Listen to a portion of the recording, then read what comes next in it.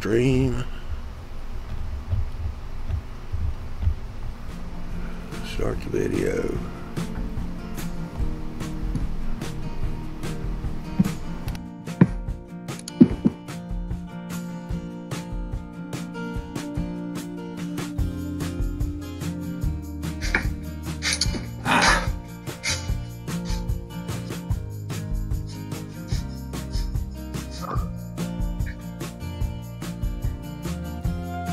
Yeah, are we on live?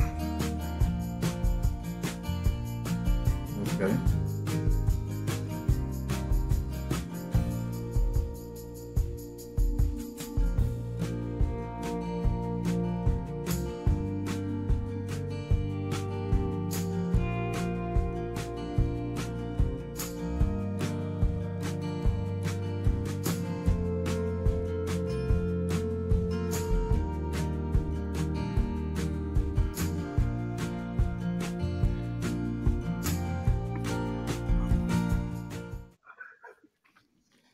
Hey, welcome everybody to Who's Big Bill talking to tonight. It's August 14, 2018, and our special guest tonight of Who's Big Bill talking to is across the country.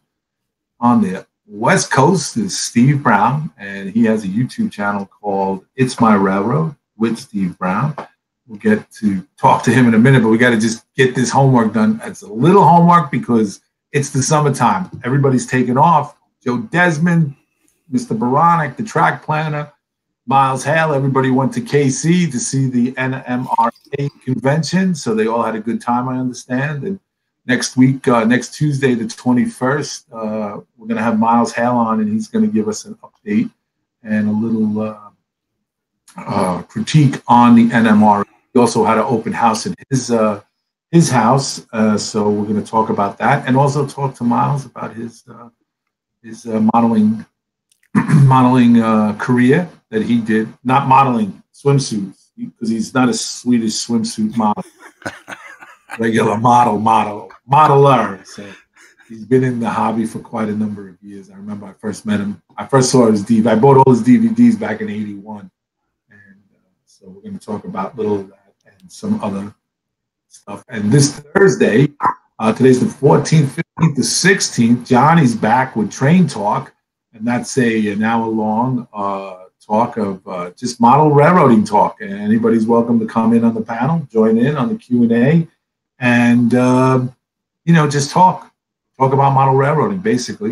And that's going to continue this Thursday, and then we go into September, and we're going to go back in full-fledged, really hard with Joe Desmond and Bill Baronic. They got something planned, and stuff like that. But without further ado, I want to introduce you guys to Steve Brown. Hey, everybody.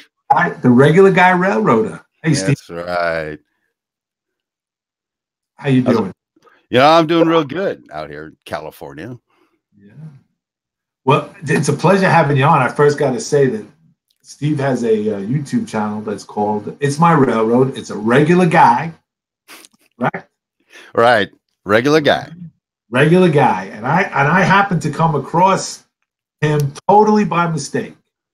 Because I'm always looking for people to be on the show, and somebody who's different, refreshing, and not the guys I had on weren't. But I come across Steve's video, and I'm like, wait a minute, who's this guy with the mohawk haircut? And what is he talking about? And I just literally. It was so much fun to watch, and it was so educational, and it was so informative. I had to reach out to this guy and get him. I sent an email to him, and we got hooked up and we talked. And he was really, open to doing this. So, Steve, welcome. Tell us a little bit about yourself. Well, first of all, about the mohawk, not every 55-year-old can sport a mohawk. Actually, that's about all the hair I can grow. And there's like, I'm looking at right now, I think I can count 16 now. I think I've got 16 of them now. So anyway, hey, first of all, thank you guys for asking me to be on this show. This is it's kind of weird for me. I'm just a regular guy, model railroader. I decided to make this vlog about building this railroad behind me, and suddenly there's a few people that actually kind of like to hang out with me doing that. And so it kind of blows my mind because you guys have had some hitters on this show. I've been talking about that. Kathy Millett, Ron Marsh twice. I mean, hey, by the way, Ron, 10,000 subscribers, just saying, nice job. So anyway, sometimes I talk and then I forget what the question was. What was the question? No, I don't even know. I just got lost. You're my West Coast version. Oh, I am your West Coast version. Oh, I am. Yeah, but if I start talking like this, then I'm like this, right?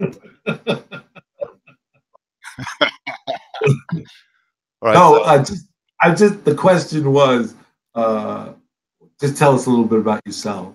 And then we'll, like how did you here's the deal. Let me start. Hey Bill, why don't you start? Oh, good idea, Steve. Yeah, I like it. What got you into doing? When did you start? The proverbial question that asks all the model railroads who appear is, when did you start model railroad? Okay, that's kind of like a two-parter with a big gap in between. Right, it always is. Boy, if you guys, if anybody watched Track Smack this last week, I shared a story. I'll just share it again real quick for everybody here.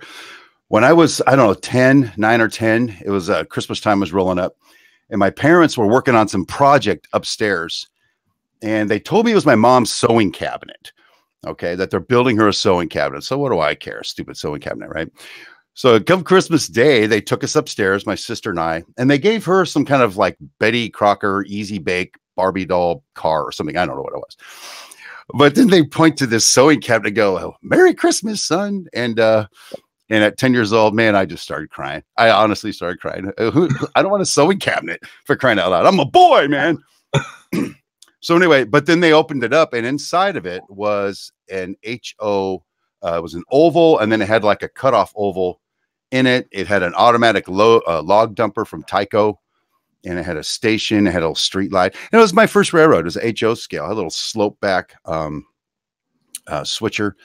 And it was just a lot of fun. I just ran that thing around and around and fantasized about making a bigger one, but it never went anywhere after that. So from that point, 10, 11 years old, 12 years old, up until 3 years ago, I guess, it was, I need to build me a model railroad someday. I'm going to build me a model railroad someday. So, I was looking at magazines, falling asleep at night, planning out actually what you see here for 20 years, a railroad that started in the mountains, ended up at a port somewhere. And then, so I'll flash way forward. Okay. No, take your time. This is what this is about. Well, I used to be in the car business, but in between when the economy took a dive, I was in the car business for 5 years. Terrible industry, by the way. I'd rather work for a lawyer than be a car salesman again. Ooh. But anyway, hey, you said I could take shots, brother. Keep it controversy. That's what we want. Get her done. So, things would get boring. So I would, now that the internet was available, I would bring up any model railroad video I could find and start planning out my layout. That was probably 4 years ago, 5 years ago, something like that. So I really enjoyed that. Well, then I am a contractor. I have people who work for me. I've got to make payroll. I am always behind. I never have enough men on the job, and I can never make payroll. That's my life. So to relieve stress, I needed a real hobby. And so I talked to the wife about let me start a model railroad. And, after that, we just started building the BSR. Okay. That's my big model railroad story. I don't have 20 years experience. I just I've been building. And you started this layout. You started doing that. What was the concept behind when you said, "Hey, I need to do this hobby. I want to get back into doing trains." And what was the concept, like the video thing of it's a regular guy thing? What was that all about? Okay, well, I need to make sure I'm politically correct in this regard. No, okay? Please don't. Well, hey, I have subscribers too. I don't want them all check out because of my big mouth. Oh, okay. All right. No, I'll tell you, there's and I'll be real. Let's be controversial. There is a very popular place people go to talk about stuff in sort of a post-it chat kind of format there. And I didn't mention any names. Okay. They call it a forum. Anyway. So I would go ask questions like, my my track's got this black stuff on it. And no matter, I could clean it, and the next day it's got this black stuff on it. I don't know what to do. And so rather than say, hey, you're new to model railroading, welcome. We're real happy to have you here. It's like, you know, there's a thread for this. You could go find that. What are you wasting our time for? And then a big argument about, I haven't had to clean my track for 6 years. I don't even know what you guys are talking about. You know, that kind of stuff. It's like, whoa. Because I put transmission fluid on it. I did put transmission fluid on my layout, son of a. I'll tell you, I put transmission fluid on, and my trains were healed, brother, in a minute, brother. 30 minutes later, they wouldn't run at all. I had them running on every last inch of this layout up here. I had to go clean all that track. It took me forever. On the subject of track cleaning, by the way, I'll do a video someday about this. But here's what I do. I have a rag over my shoulder. I run my train, and when I see the headlight blink, train goes by, I just rub that piece of track. That's it. That's my track cleaning technique now. Okay. So anyway, I got to see this firsthand, a new model builder just wanting to sort of, hey guys, here I am. I'm one of you now, and all that, and just getting stomped on multiple times, not unilaterally, but multiple times, to the point that and the expectation that my model railroad has got to be this pristine David Pop model railroad magazine model. By the way, I love David Pop. I think he's a cool dude, but that's the standard. Nobody builds a crappy layout, but I do. So yeah, I was getting frustrated with it. And then, you know, people coming over to my house, looking at what I've been able to do back here and just going, wow, that's cool. And, you know, I hope no kids are watching right now, but I bought a whole bunch of Women of the Night figures for my saloon to make, you know, saloon girls. One of them's a flasher. And so when my kids come over, they're all grown. I hide that somewhere on the layout, and the game is to find the flasher. I don't know. We're twisted out here on the West Coast. But once people started engaging with me in the layout, asking me questions, I was pretty proud of what I'd done. I thought to myself, you know, I can't be the only one on the planet that has this feeling. So I just decided, you know what? It's my railroad, and I think I'll make a show about it. And just a vlog, basically, is what it started out as. There's a long answer to your question. Don't ask any more. We'll be here all night. Well, let's see. Glass, I don't know. I guess it's, yes, blinker fluid. He says blinker fluid works a lot better for track cleaning. You know that blinker fluid? I went to the auto store to try to get a gallon of it, and they didn't have it along with the left-handed hammer and the sky hook. But the bucket of steam I was able to get. Oh, there you go. You know, the blinker fluid was one, you know. You know, Mike Pfeiffer suggested that what I haul in my cars is unobtainium, and I'm actually trying to get my hands on some unobtainium right now. It's very hard to find. It is, isn't it? It is, especially in an N scale size. Yes. Who thought? Who thought? Right. But so it started out that way. I can identify with that because that's the same. You know, it's, you know what it is, Steve. It's like anything else in life. When you try to get into, when you join something new, you know, when I used to coach baseball for many years, and you know, when you're the new coach on the team and you go to pick, you know, they all tell you, oh yeah, don't worry, we'll give you a hand, and you know, you get the kids in the wheelchairs, you know. That go into, you know, to the healing clinic, you know, and stuff like that. And it's the same thing in everything you do. The people, they kind of like, you know, I was in a plumbing trade before I worked for the city, and you know, right. You know, you go with, and you want to learn. You know, I'm like 19 years old. Okay, I want to learn to be a plumber. You know, the old timers throw a blanket over them, and they don't show you the tricks of the trade and stuff until you prove yourself and doing stuff like that. So, you know, I can identify with that. It's just like, you know, it's a hobby, you know, and I constantly remind people, you know, when they start getting really serious, I say, yeah, these are just plastic toys for big boys, you know, and right. So what's the model? Ralph Renzetti wants to know, what scale do you model in? I'm running N scale over here. Actually, when I decided to build the layout, my wife and I went to a Fullerton train station sort of model railroad exhibit. They actually had a big boy there. I have a coffee cup from around here somewhere. Huge steam locomotive. Oh my God.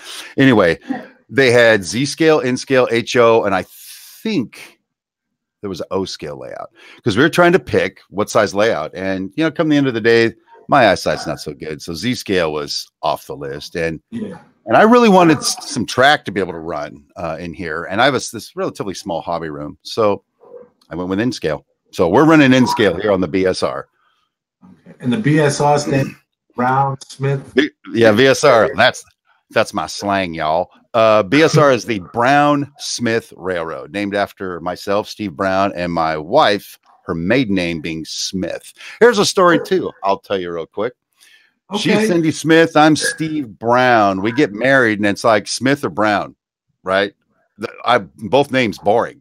So I'm like, hey, you know what? Why don't I just change my name to Smith? I'm tired of being a Brown. She's like, no, I'm tired of being a Smith. So I suggested Steve and Cindy Brown Smith. I thought it was a hell of a name. She thumbs down that. So I had to name the railroad the Brown Smith Railroad, just so, you know, I feel like I've contributed to the culture of our planet. Sure. Now you're model railroad, model railer. Hey, what's up? Model railer. Hey, John. Hey, John. He says, ask him when his shirts are for sale. When are my shirts for sale? You know, hang on a second. Let's see if we can do this. See that? It's got my logo on the back, but if I turn around, my headphones will yank my computer off the wall and the show will be over. Yeah, shirts for sale. Well, I was just talking to my wife about that because she made this one for me. She's got a way to do that. The problem is I've got like 10 people that want shirts right now, and she just does not have the time to make them. So here's what we're doing.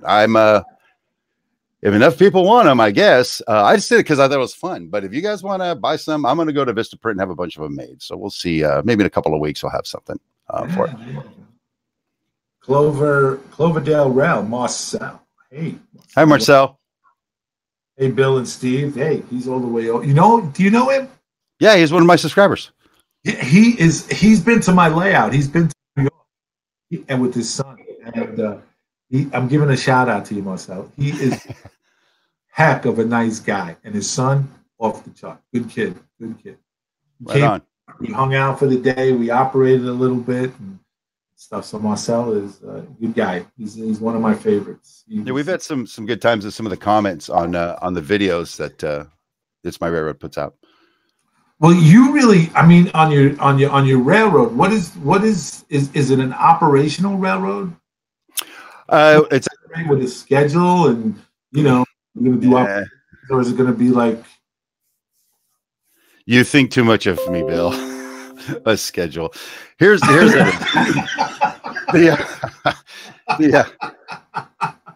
someday I want to.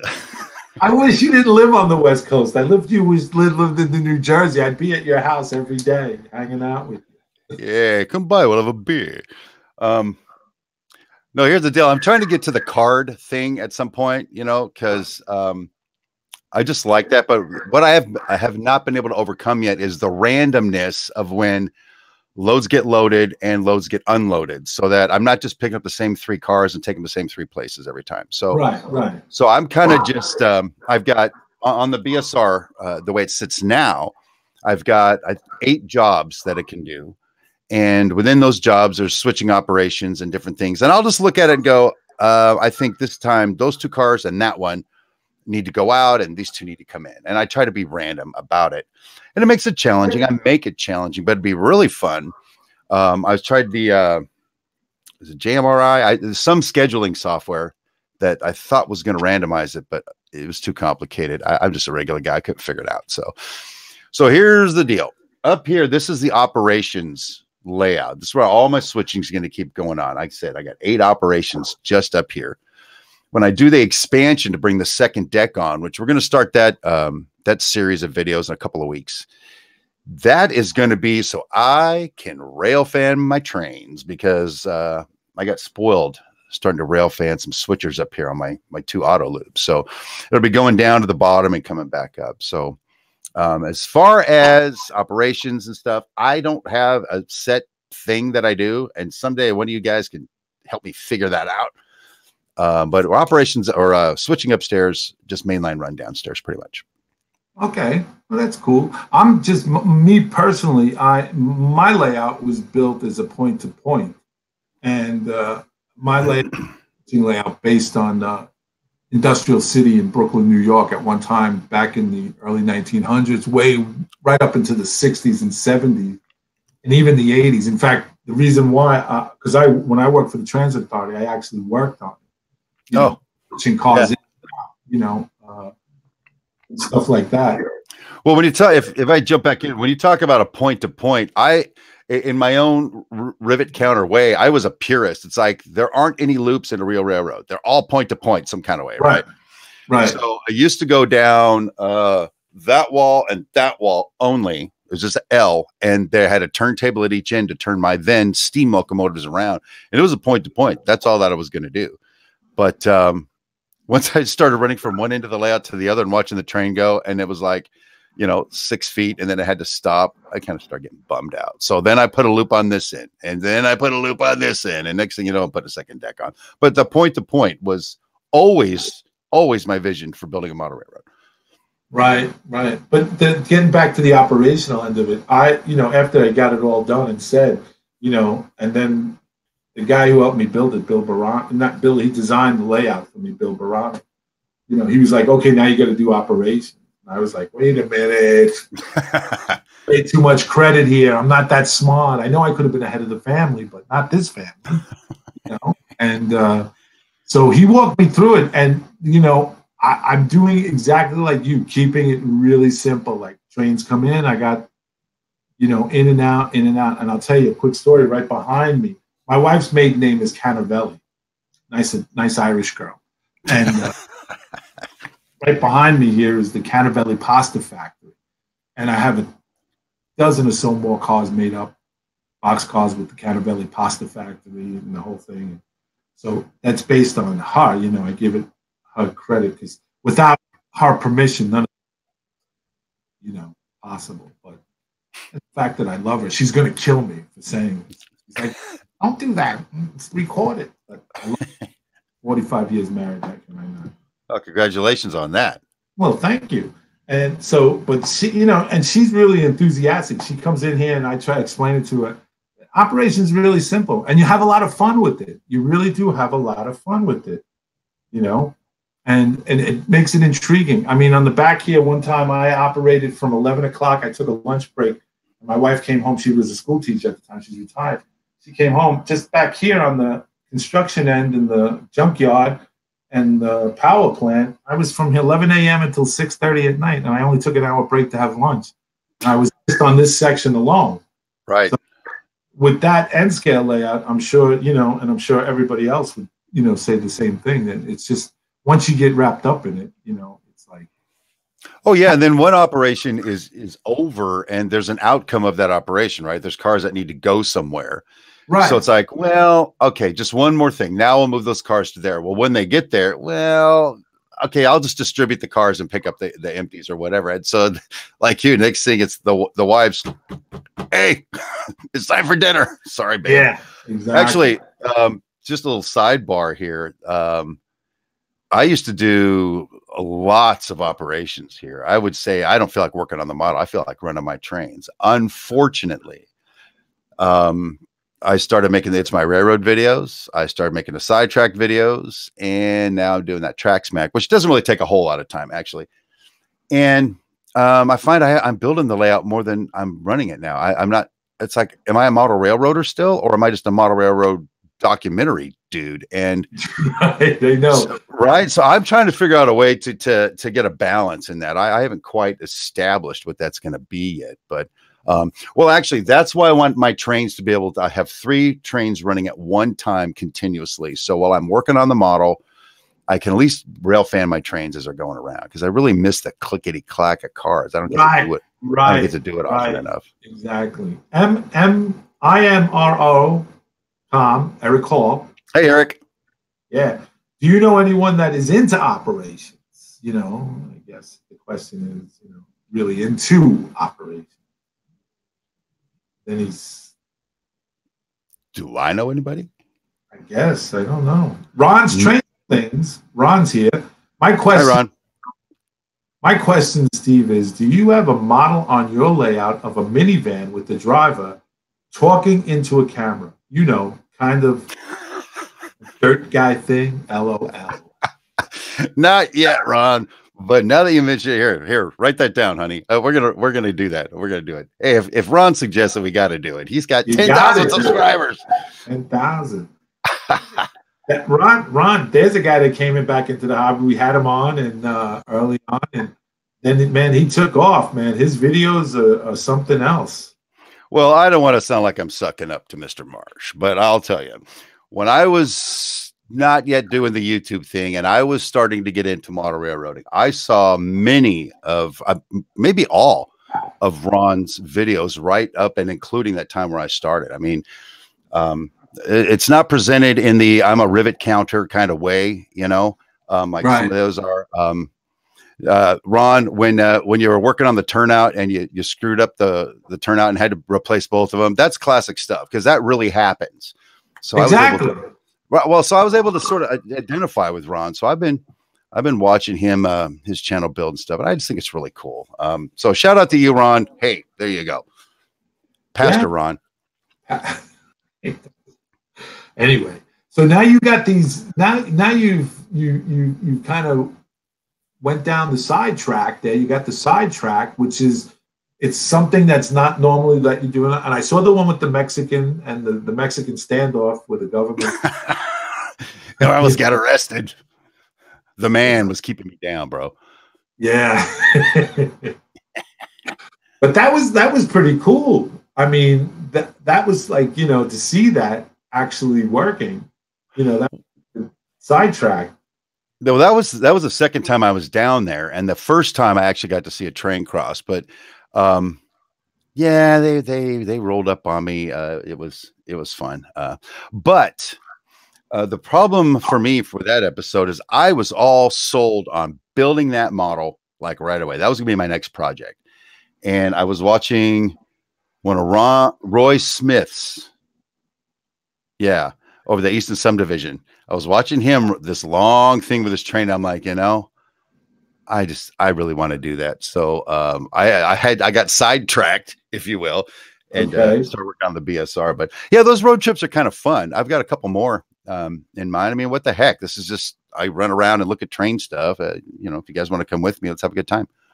Yeah. So the sidetrack was just, that's how it started. The second video. Yeah. Well, it's like if I'm working on the project layout, I just feel I owe it to the subscribers or the viewers to be consistent and just keep that moving along, because it's like a vlog. It's just here's how a dork like me builds a railroad and kind of has a good time doing it, right?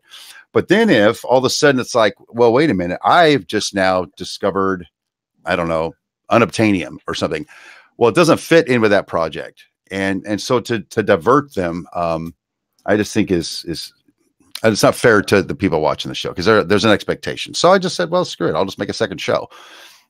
It was easier said, by the way, because now we spend a whole lot of time making shows. Very good. Thank you very much. And now I can't stop. I already told everybody I'm going to keep doing it. Yeah. Dustin Enscale. Dustin's what? Sure. Yeah. Back up in the chat there. I thought this would be interesting to read out. Let's see. Joe G had a comment. I can't believe two of the biggest names on one screen tonight. Cloverdale. It's kind of like a Super Bowl of model railroading. What'd you say, John? That was Cloverdale. His comment was, it's kind of like a Super Bowl of model railroading. Stop. Okay. Did anybody hear the whole regular guy part of yeah. Did anybody ever hear the Catastrophe Railroad? Yeah. Oh my goodness. Hey, you guys watched me. They watched me build this entire, I'm excited, new track thing for my logging camp. Got it all done and tore the whole thing out and rebuilt it because it didn't work. Yeah. That puts me in the Super Bowl, baby. Well, first and foremost, thank you, gentlemen, for that compliment. Thank you. Yes, thank you. I made a joke, but thank you very much. No, thank you. But just so that you know, and I think I can speak for Mr. Brown as well, we can't live up to that expectation. It's not. This is, yeah. You're right. I'm so low that I can't even walk under a pregnant ant with the top. That's my expectation. Whoa, that's low. That is, isn't it? Dustin Zenscale Railroad. I need to spend less time on YouTube videos and more time in my layout room. Amen, brother. Yeah, which means I'll be making more YouTube journals of my layout. Guess I cannot escape YouTube one way or the other. It's the curse. Yeah, Ron's Trains and Things says N-Scale is taking over the model railroading world. Well, why shouldn't it? No offense, guys. Yeah, I'm an HO guy. Usually overrated, but Eric's going in to get a mohawk. Well, then I'm gonna start wearing sunglasses on my videos. I'd say fair's fair, brother. Yeah, you're right. You're right. Eric Hall says, I'm such a fan, I'm going to get me one of those sidetrack mohawks. And Steve just replied, well, he's going to go get a pair of sunglasses. I think I have a pair right here. Oh, wait a minute. I actually do. Hold on. And they look like Eric. And they look just like I can do Eric and Vinny. all in one shot. Oh man, they say flattery is a form of a compliment. So, well, hey, I hope that was flattering, Eric. Yes. So now you've done the sidetrack. Now you do it. Now you just couldn't help yourself, and you just said, I work 60 hours a day, and I have to take care of my house, and pay the bills, and I'm doing this model railroad video, and I did the sidetrack. So why not just put on? What the heck? Let's just make a cheese sandwich and add track smack. I think there's this obsessional quality about me, perhaps. But for me, there's like different strokes for different folks, right? I mean, some people would want to see a more calm and conservative model railroad kind of guy, and some would want kind of a wacky one, and some just want like the Howard Stern version, which, okay, I'm not the Howard Stern version, but somebody I might be, for the track smack. So it's like three different ways, three different kind of audiences to appeal to. And I said in my commercial, I have learned a ton in a very short period of time because I'm blessed with being self-employed, but no kids in the house. So, over the year and a half or so that I was doing research before I actually cut lumber for the layout, I probably watched 1,000 hours of videos, something. I think I've seen them all. I think I've seen everybody's. So, and I just dig it so much. I don't know. So I just want to talk about it. And so, yeah, now we've got 3 shows going on. But I think, from the videos that I've been watching and like today I watched the 5%, grade. And I think that was, that was the right approach that you did. But nobody who's watched Steve's video, go watch it. It's called It's My Railroad. Yeah, it was today's sidetracked episode. Yeah, it was sidetrack episode. It was based on a 5% grade that Steve wants to do on his railroad, and he wanted to know correct me if I'm wrong. How many would it take to pull a certain amount? And you're limited to a certain amount of trains that you can run on your layout. Right. So, well, again, like the top deck can't handle 6 axles anyway. It was never designed to do that. It was designed to be a switching operation. On top of that, to sort of maximize what I can do up there, all the sidings and spurs and stuff are built for smaller trains. Trying to put more than 8 cars on a single train for regular operations, it gets pretty, it doesn't really work. It's not practical. Right. But, I still think that, and I know I can, put this dramatic, I keep saying this dramatic grade in to simulate something that I've seen on the Cajon Pass here locally that I'm going to model downstairs here.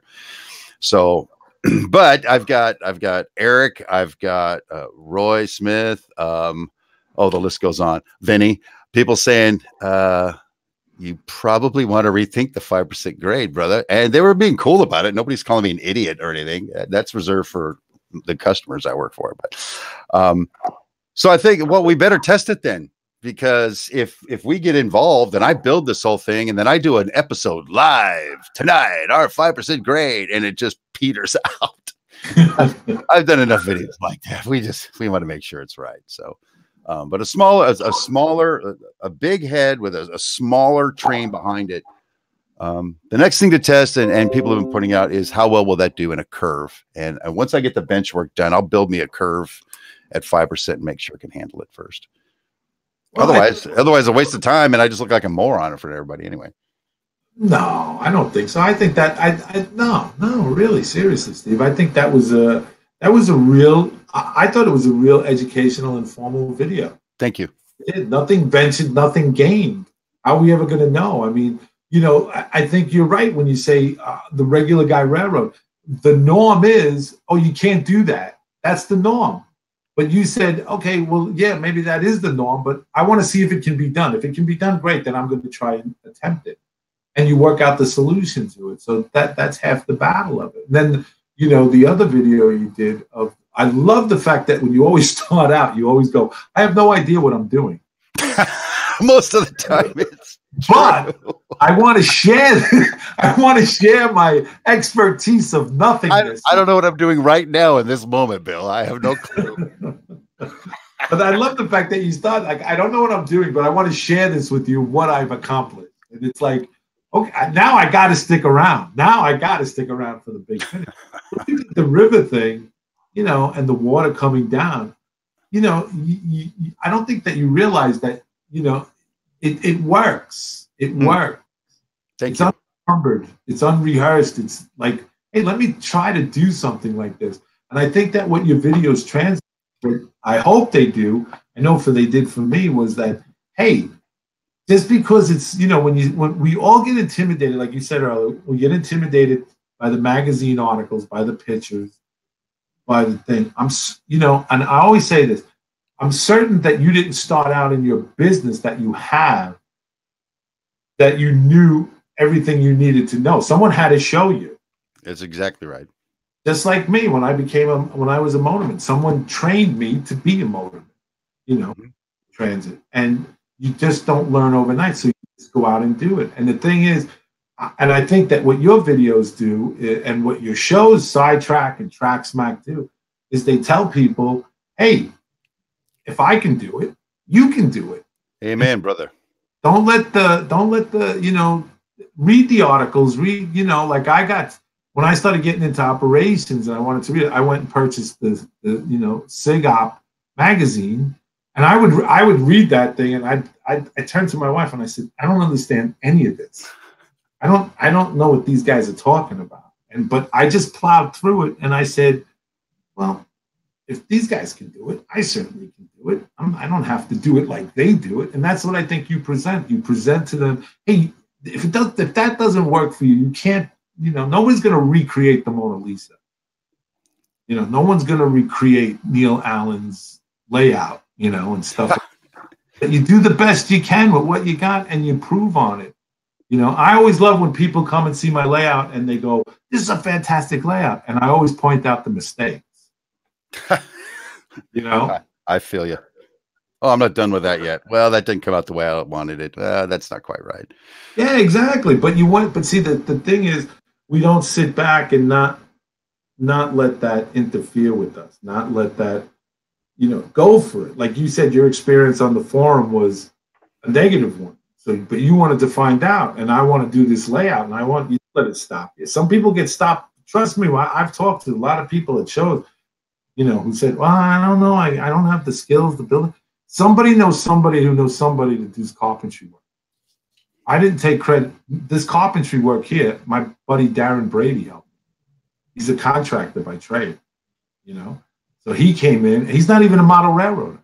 When we did this layout, this quick story, Steve. It didn't have to be. It's your show, Bill. Yeah. Oh, that's right. Who is Big Bill talking to? That's right. Who's Little Steve talking to? That's it. Yeah. So anyway, what happened was when Darren got in here, like I said, he's not a model railroader. So he comes in here and he goes, so what are we doing? So I told him. So he goes, oh, go out and buy. This is what he says to me. Go out and buy 37 2x4s. I said, for what?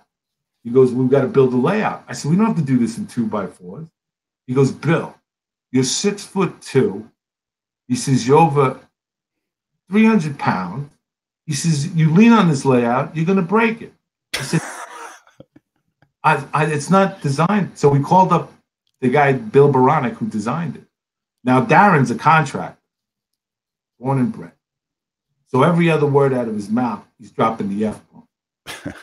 He's never met Bill Baronic, so he's telling Bill Baronic, you're out of your effing mind. What are you, effing crazy? You see the size of this guy? You don't know how big he is. I know him.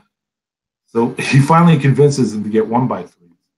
So we start building it. And finally, at the end, he says, we're not parking Bill's pilot on.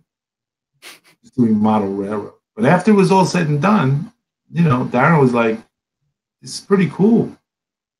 So somebody knows somebody who's a carpenter who's willing to help somebody. Sure. If you know anything, especially here on YouTube. These guys that we have done the after show chat and stuff like that, they come in. These guys are willing to share, Like we have Ralph Renzetti, we call him the Mud Father. He does weathering. The guy has his own, thing he does, but he's not he doesn't put the blanket over me. He says Miles Hale we have on here, and he shows you his tips and tricks. And so, I put you in that category, Steve. You're right out there. Wow. You're doing a good thing, bro.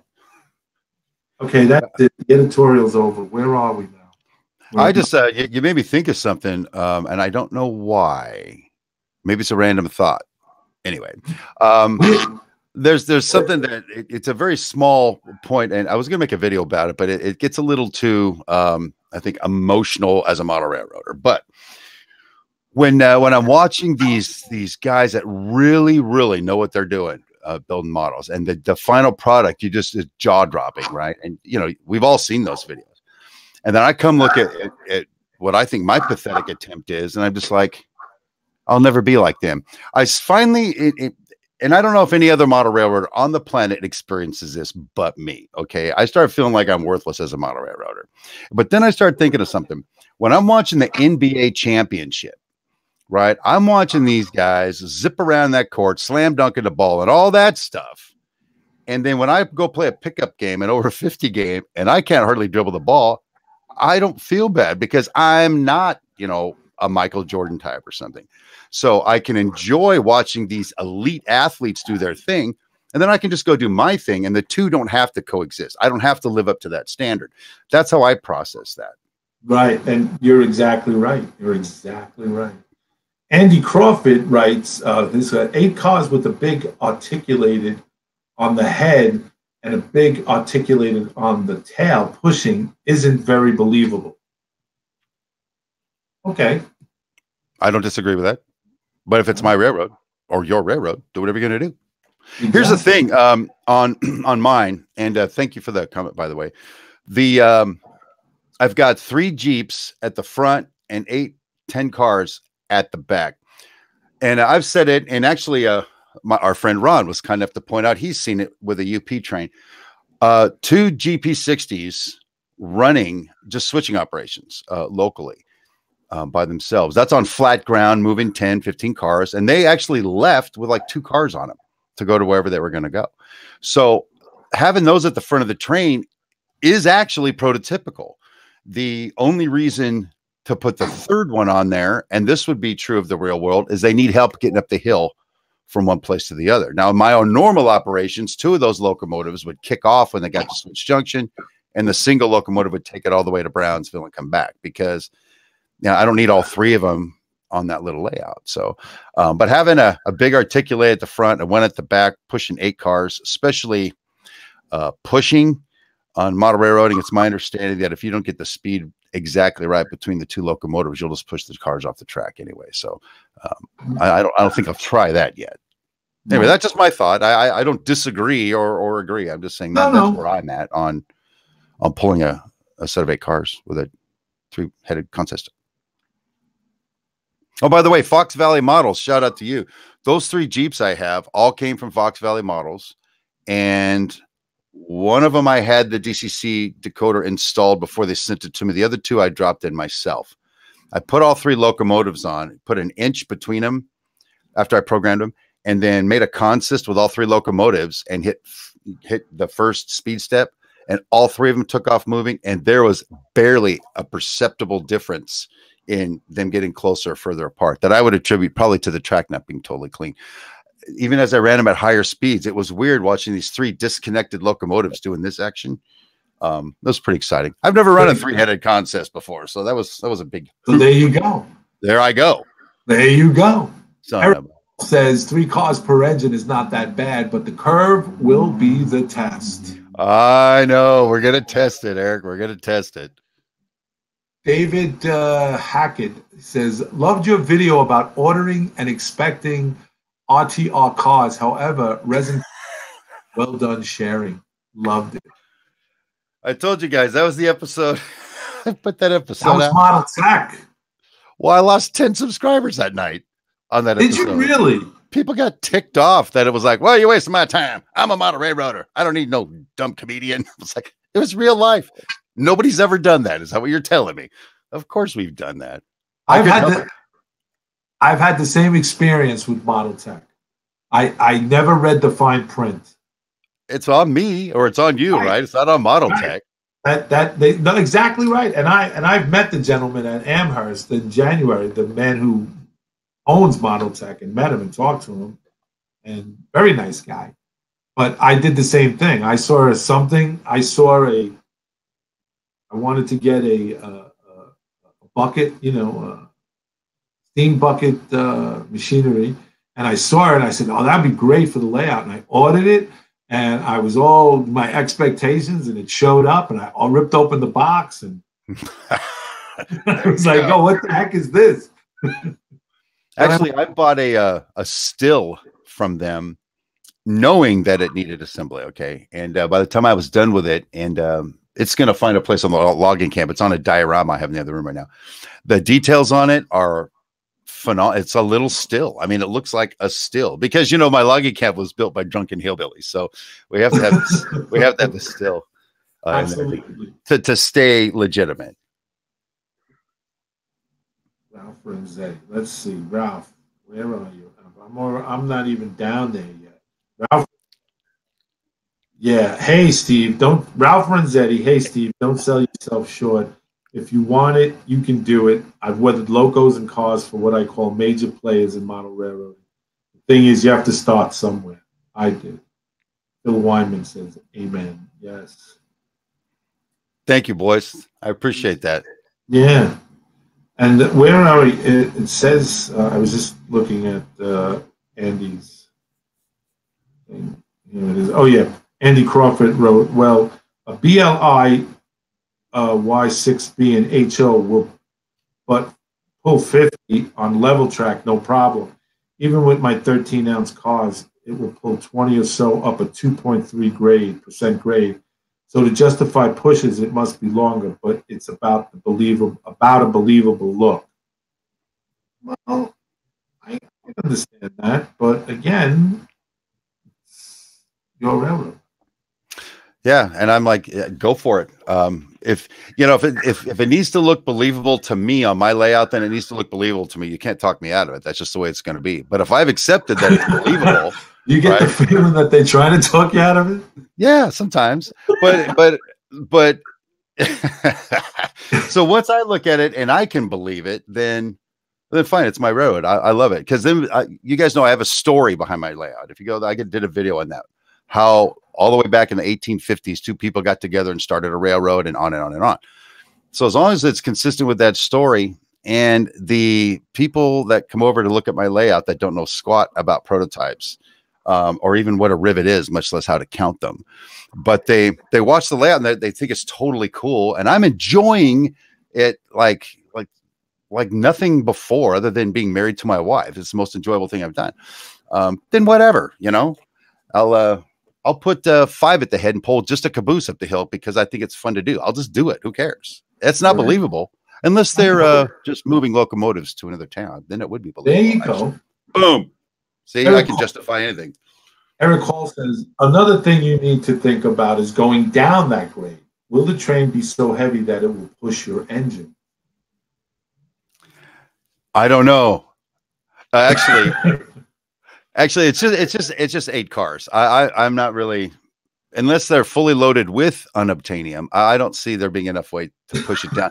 But Eric, again, I promised you, brother, we are going to build but you got the loops and coming up and around temporarily set up at that grade to make sure everybody's happy. So I don't waste anybody's time by building something that just no. But I think going downhill, I think if you're going to operate like a prototypical railroad, it's when you're going downhill too. It's like, when you're coming uphill, it's all throttle. It's all throttle because you're pulling. So you come to that crest of your 5%, because eventually it's going to level off, correct? Yeah. So when you come up, you're still going to have to throttle up until, and then when you start making that descent down, at some point, you have to pick the vantage point where then it becomes brake. Yes. Engine Which is, well, that's part of the fun. Exactly. It's part of the fun of the operation, though, is figuring that out. So what? I can see what the problem is here. People see your good looks and they don't realize. Holy smokes! Come on, Bill. You had me at hello, for crying out loud. I know it happens to me. They see this pretty face and they don't think I have a brain. Well, you'll be dreaming about me tonight, right? It's already happening, Steve.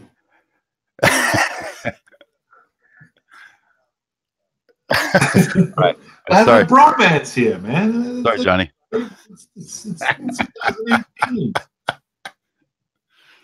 It says here, Dustin's N Scale Railroad. Even when we know what we are doing, we can totally mess up. Case in point, I made a siding loop around my ethanol plant, got all done after struggling, realized never dropped fetus. Oops. Been there, done that. That's it. Got the T-shirt. Let's see. Start to finish coatings. I had a Shay in that pulled a 5% grade with 6 cars. I climbed it and did it as well.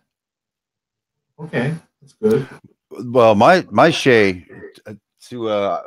I experimented before I built the run up to the logging camp, but in a very short space, I needed to get pretty far. And under my coal mine, there is probably closer to an 8% grade that you can't see. You can tell when it enters the tunnel here and it pops out way up here. And the Shay will push 5 cars up to that. Sometimes it takes it a second to pop out the other side. But yeah, that Shay will handle, my in-scale version will handle quite a grade. But even for me, okay, and 8% slope or whatever it is or grade is just I wouldn't think that looked realistic, so I couldn't justify it myself. But the Shay can handle it. Okay. Ralph Renzetti says there are only two rules on his layout. 1, it's my layout. 2, if you don't have any questions or don't like something I've done, refer to rule 1. I agree completely. And then, of course, you could always just say, hey, whatever, it's my railroad. And end it all. I don't have it here with me, but I have a fake hand grenade with a pin. And with the tag on it, it says, if you have a question, pull this tag. Yeah, just take a number, right? Right. Good times. Put that drive gear back on your Shay and start running it with the pistons facing. Oh, you can see them. Let us know. Who's saying that?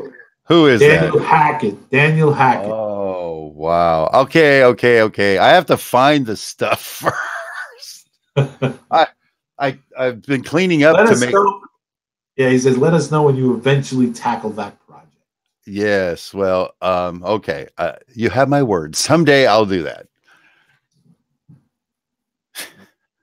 Well, the subtlest little things people bring up. It's like I forgot about that. Stupid Shay. I have issues when I run a big train on my layout, running down the hill, and if I do not have the power, it will push the train down the hill. but that is 25 plus cars. Well, I've got to actually experience that a little bit. Right behind me, right behind my grain silos there, I have a transition that goes up about 1.5 inches in 16 inches or something. That's pretty steep. Matter of fact, with one of my switchers pulling 10 cars, it won't make it up there. It just doesn't do it. But when I've got like 8 cars on it, but I'm coming down, it's flying along and no problem. And then once it gets into the down mode, you can hear all those cars pushing the locomotive down the hill. Not like they're going to derail or whatever, but the motor just goes into free fall. It's instead of going, oh my God, it's hard to do. It goes, hey, I'm on vacation, as a right. Exactly. So I can feel that. I can feel that. Well, which again, that's something that we really have to take a look at on my expansion with my 5% grade, which I can do 3%, I can do 4%, I can do whatever I want. It'll still work. I just want the drama, but we will definitely have to. I like the drama. Up and down, up and down. Well, now that I do so much rail fanning, don't tell the people that work for me, but I take off early a lot and go rail fan. But anyway, I just digging it. But so. Anyway, I've talked about the 5% grade into the grave. So there you go. Yeah. I didn't know it'd be such a model railroad buzz thing today. Yes, it is. Who knew, right? Just kind of how we roll over here. Yeah. Wait till you get to the weathering of your engines and stuff like that. Then you're oh my God. Listen to this, gentlemen. I'm going to go out and buy, I don't know, a bunch of stack trains. I'm going to buy a bunch of like bigger hoppers than my little ones I have. Something so I can run some unit train action with my Gevos at the front of it. So think about that. I will now have 15 locomotives on the layout. That doesn't mean I'm running all of them, but they'll be on the layout. And I've got more sitting in a box. So to weather all of those and all the rolling stock may be an entire series on its own. And I'm no good at weathering those cars anyway, just so you know. So I'm gonna have to learn something from you guys on that one. We got Ralph Renzetti, aka the Mudfather. He'd be more than happy to help you in weathering and the techniques of weathering. And he's good, and he's up in Canada. They don't call decals in Canada decals. What do they call them? Decals. Decals? Decals. Whew, I'm glad I live in the U.S.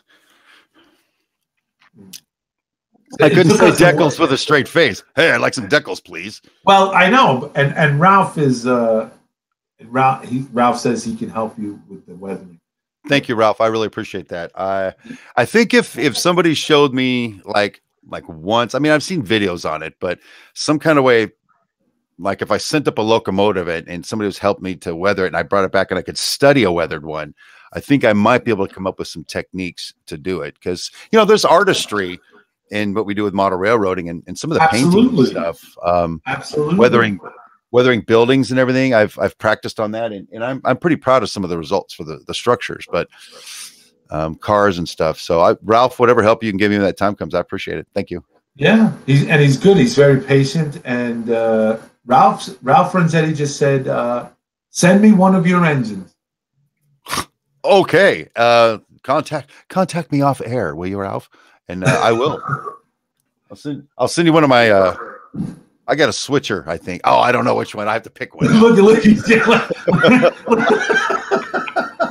like Christmas morning. Oh, but when I get it back, I'll put it in a display case. Ralph weathered this. Never run it. I'll sell it on eBay someday for like $100. Yeah, weathered by Ralph Renzetti. Thank you, Ralph. I appreciate it. Let's see. Spokane Northern says, "Fly me over and I'll weather your locos and rolling stock, Steve." Reed, nobody's got the money to fly you over from where you live, bro. Where does he live? He lives in Australia. Oh, okay. Yeah, he's going to be coming to the U.S. here in like 5 weeks, but he's going to be nowhere near where I live. So I don't know. I won't get to see him. Wow. He was actually watching one of my videos while stuck in traffic one time. I had to, ixnay on the videos in traffic, buddy. So, I mean, he's a loyal subscriber. I can't have him die in a car crash. What? What's his name? Spokane? No, what's his name? Reed, R-E-I-D. Yeah, Reed. You should check out Martin. John, what's Martin's last name? Martin Jenkins. They run an Australian railroad kind of version of this over there in Australia. So it's the Australian NMRA, Reed. So you should check that out. These guys are pretty good, and they frequent our channel here. Did you know I'm famous in Australia? You're famous in Australia? Yeah, I have one subscriber. In Australia? Yeah, That's famous. Who's your subscriber? Just one guy. Just one? You don't even know who it is? Yeah, I do. Ron Bryce. He's my all-time favorite guy, and I'm his guy. He's my time. It doesn't matter. I can put up the most suckiest videos. He's always giving me thumbs up. Strong. And $50 a month for that service. And $50 a month. I keep trying to get Reed to hook me up with Luke Towan down there in Australia. There's Reed. He's not having any of it. I mean, Luke Towan. You watch a Luke Towan video, it's like that. He's in the stratosphere up here. Oh my! Well, 500,000 subscribers would agree with you. Yes.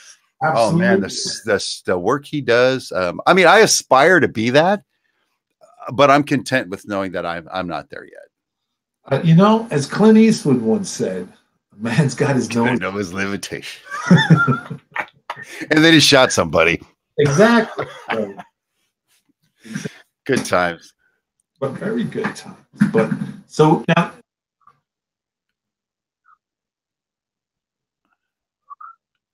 Oh yeah, what road names? The road name that I'm using downstairs, I don't want to spoil the surprise, but there's a change that's going to happen. But downstairs, I'm running BNSF right now. Okay. As a matter of fact, I bought BNSF. Well, I got 2 Santa Fe's as part of that, so yeah, but Burlington Northern pretty much. Yeah. It's going to be happening downstairs. Ralph Renzetti says Luke has only been in the hobby 4 years now. He's a pilot. He's an airline pilot. Oh, he is? Yeah. Wow. Yeah. I know how to fly a plane. Did you know that? I actually got a pilot's license. Yeah. I'm just that amazing, Bill. You are. This keeps getting better and better, Steve. Oh, no, it's just always looking for a hobby. First, it was, I'm going to learn to fly an airplane. And I did. I just poured the family fortune into learning to fly. And I haven't flown in, 15 years. Then the next one was Battlebots on TV. Oh, they're going to sue me for using their name without their permission, by the way. But fighting robots, I used to see on Comedy Central. I got into that, and I will not tell you how much money I pumped into that. It was stupid. That hobby, and then before model, and now I got model railroading. So yeah, I've done some stuff, man. But I've never been an airline pilot. Wow. Hey, Joe G says, Steve, do you live in the BNSF country or up country? No. UP? They're both here, but the area just immediately surrounding me and south is all BNSF. There's a UP yard in Bloomington that I'll go to sometimes. It's a huge yard. It's 10 miles long. I mean, it's massive. I haven't found a way to get in yet, but I keep working on it. And I look at it from a bridge. But then up and around there is the Colton intermodal yard for BNSF. But most of what I see running is BNSF. I don't know where the UP goes when it goes to Barstow up into the mountains from that yard, but I don't know how they get to that yard. Maybe from the port. I don't know. But it's all Burlington Northern around here, pretty much. If you want to get it, everything since post 9/11, getting into transportation places is like super difficult. But I know for a fact that if you send them a nice letter, old school nice letter, typed out, whatever, handwritten, basically explain your situation and ask. Most likely they can set up something where you can get a tour. Actually, I was at a yard in San Diego, National City Yard, and the yard is right there at the the crossing on the road. So I didn't see anybody. I just walked right on. There's the engine idling there. So I was getting video of the engine, and then nobody said anything. So I just kept walking further and further back until some dude on a golf cart came and soundly escorted me off the premises. But he said the same thing. Look, if you want to tour, just, or you want to roam around with an escort, just make arrangements and they'll do it. So actually, I've got a series of episodes I'd like to do for my own benefit for Sidetrack, where if there was a way to actually get up close and personal with some of that, the operations happening in the real world, because I've got the time to do it, but if they'll let me do it, that'd be a blast. That'd be a hoot, in my opinion. Yeah, about 7-8 years ago, there was a kid. At the time, he was 16 years old, and he would hang out up on the terminal on the A line, up on 207th Street, and he made friends with the motorman, a couple of the crew guys, and they took him basically, and they taught him how to operate a train. Oh, right on. Yeah, well, it gets better. One day he showed up, signed on, literally, figuratively signed on the payroll. He took the A train out from 207th Street all the way down to Far Rockaway. Now the A line is it's the longest line in the IND. It's over an hour and 45 minutes running time. That's without delays. That's without people getting sick. That's straight run. So your run, it could be anywhere from 145 to 2.5 hours on a train. He ran it all the way out to Far Rockaway. Nobody said anything because he had a TA shirt on. Nobody questioned him. He stayed by himself, got back. He was 16 years old. Operated in passenger service back up to 207 at 116th Street. He came around the curve, and there was a timer, a signal on time. He wasn't expecting it, and when he came around, he hit the signal and put the train in emergency, and he slid into 116, the first car, and that's when he turned into a 16-year-old off the train and ran away. 55-year-old, I may jump off the train and run away too. I don't know. Yeah, but it can. That's why they want to, they do what they do, and they say, because we get people, you get train buffs, and they'll get on the train, and they'll, they know everything and they know how to operate. They know, so and like I said, post 9/11, they're very cognizant of that. So they don't, especially filming and stuff like that. But it's interesting if you get, like I said, they'll do it. If you get a nice guy and you buy him lunch, they go the extra mile. I know it's happened to me. When I worked for the transit, we'd get guys, guys would come from, like England, and they'd be interested in the subway system.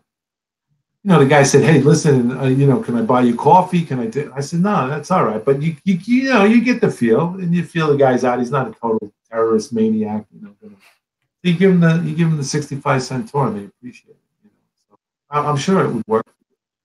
Well, that's one of my next endeavors is to see if I can make some inroads. I think some of these engineers and conductors or whatever, the guys running these trains around here, I think they're starting to recognize me, because I'll have a train at Corona Crossing, is what I call it, this place I like.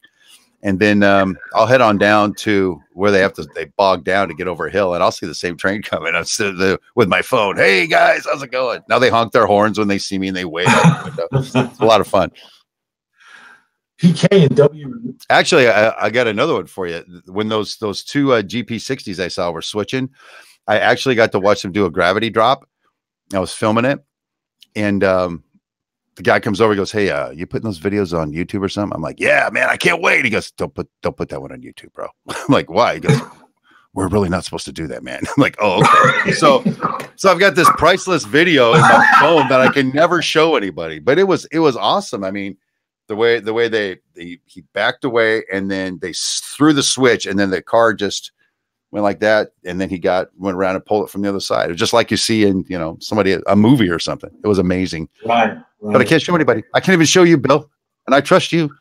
They call that what did they call it? Cutting on the what was it, the phrase that the old timers used to use? Cutting on the they used to push it down at the docks They had two trains. They had one car going to track 1 and one car going to track 2. The guy would shove the first car. He'd shove it, and they already had uncoupled it, and it would slide in. And as soon as it passed the switch, the conductor would throw the switch, and he'd be pushing the second one in, cutting on a fly. That's what they call it. Cutting on the fly. Maybe that. Okay, that's where that term comes in. I've heard that term before. Yeah. Hour 10. We're doing an hour 10 minute. Look, we're having so much fun, Steve. It's hilarity at its very best. Oh man, jocularity. You know.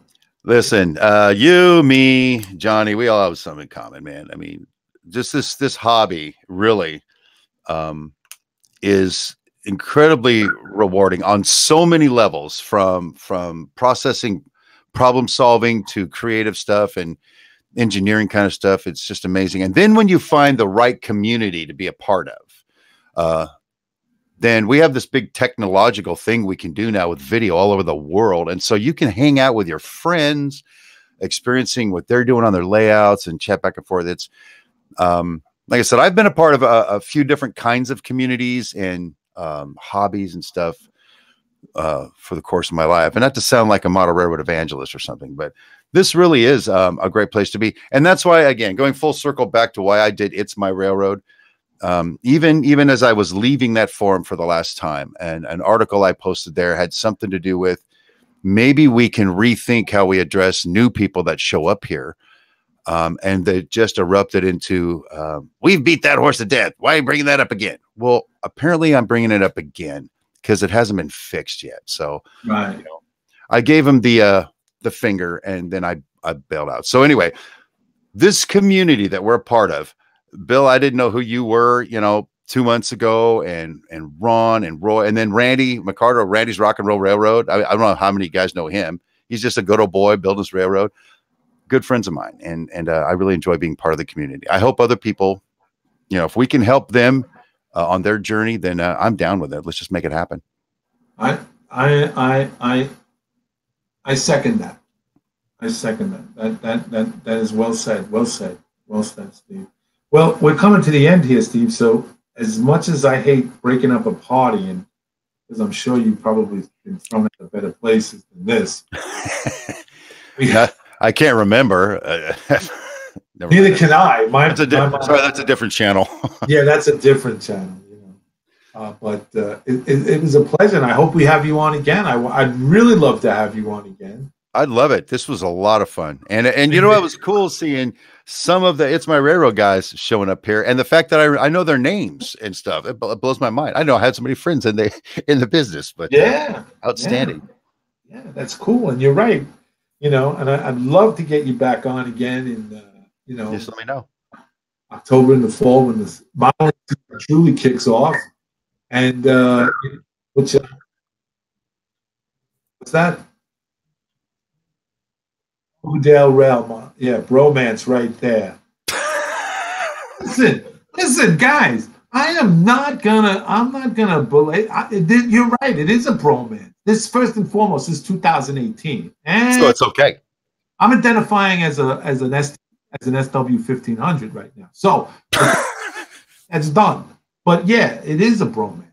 Absolutely. I love this guy. I love him. He's a great guy. He's real, and you guys should check out his channel. I got it right here because I have a very good memory. It's My Railroad, Steve Brown. Mr. Brown, thank you so much. And thank your wife for letting us have some of your time. I'm sure she probably had, wanted you to do it. Because you're on the West Coast, so it's 10 here. It's what, 7 there? Yeah, it's 7:15.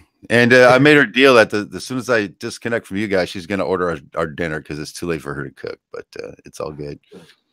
Well, let me know anytime you want me to come back. I really had a good time being here. Thank you very much.